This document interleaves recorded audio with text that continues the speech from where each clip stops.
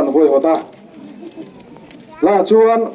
rolung thotlang mai ni lo khothen omate kongzo miron troi oma miron support tu anom mel kan mu hian kan loma min ti chak bokani tijon hoi ni a hian rolung khuwa lungrual khuwa kan ni zia lang chiang khopin ka ria fakte thina wa mi heti zong mai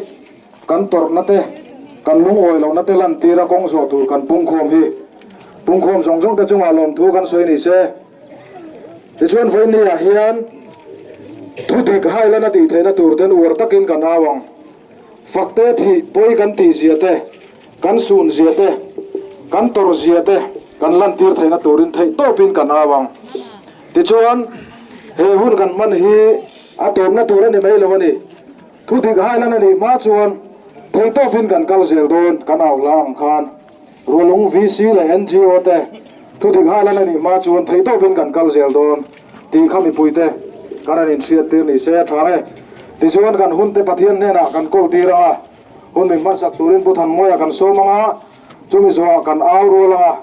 kan kaldan tur kan soyanga kan kalpheyanga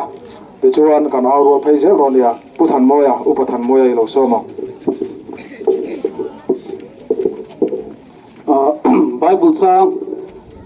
sang khan le khan sia kan duwa chumi zo tong trai na hun kan mang chun zom don nia pathian thui lo ngai thang u amosa bunga chang som ni le pali nima sela rorel na dik chu lui angin luang sela fel na chu lui pui kang ngai lo angin luang ro se lalpana thu mal som ro se I tong trai u olalpa kan pathian min mangai tu voina hilai hun kan man hi he kan khotla ngai hian theng ngai lo tu ra kan ngai theng lo se kan du em ani a maro chu voina hian e hun man ngai tai pui kan ti a he hun kan man san fakte na kal san ta a chung de ta na ma sai de thamuan na karon ngen sake laipa voina he kan du ber chu he thila hian he thina hian dignai hailani nom sela dignai tum dini nom sela ti kan du ani chumi ta chu mala tu zong te kan vc hoya ngo committee te tin kan sarkar lama kan ho tu te an tha ti chak sakla dignai hailana ti thela turin abula taka to philamin ka shoi turin ikhara thulim chan puina kan ngen thar le ani tin vola kan hun man hian radium zo he kan khotla te chia to chung kwa te tin kan dam do lam thleng po chua thina turin imal som nal chan puina karon ngen thar le poke vola he kan hun man chung zo min om puila abula taka to phila boho monom taknoya nangma kan shona thuang takhun kan man thela turin I chan puina kan ngen poke he kan lalpa Yesu Krista mengin kan dira che amen ni som ni palia e fire thelu hi e fire thelu hi e fire thelu hi zang na dom na pek ni ro se kan lau ti donia fakte thina hian fakte thina hian fakte thina hian kan kal sel ton tin milau chon donia fakte thidana hian thu dik ta khaila ni ma chu thu dik ta khaila ni ma chu thu dik ta khaila ni ma chu ole ka kan au dan tur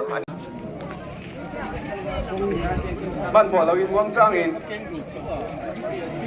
kalang in no chep lawin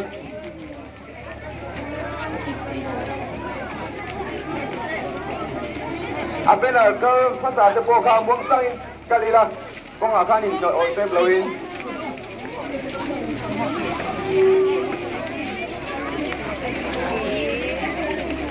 kan au ro le donia dikna hailan ni rose tin kan au donia kan au pa thanin chungla ma thanin a thei thein ban kan phai se donia dikna hailan ni rose tin kan au donia lar fak zwara fakte thina chungsa hian dikna hailan ni rose Pagte pinasungsayan! Dignahayan Hirose! Pagte pinasungsayan! Dignahayan Hirose! Saktakafalak ni Rose, pero Sidonia. March Bisol Pala, Tani Somni Palia, FIR Penuhi. Saktakamalang Hirose! FIR Penuhi. Saktakamalang Hirose! FIR Penuhi. Saktakamalang Hirose! Sana Tomate ni Rose, pero Sidonia. Pagte pinayan! Sana Tomate Hirose! Pagte pinayan! Sana Tomate Hirose! Sana Tomate Hirose!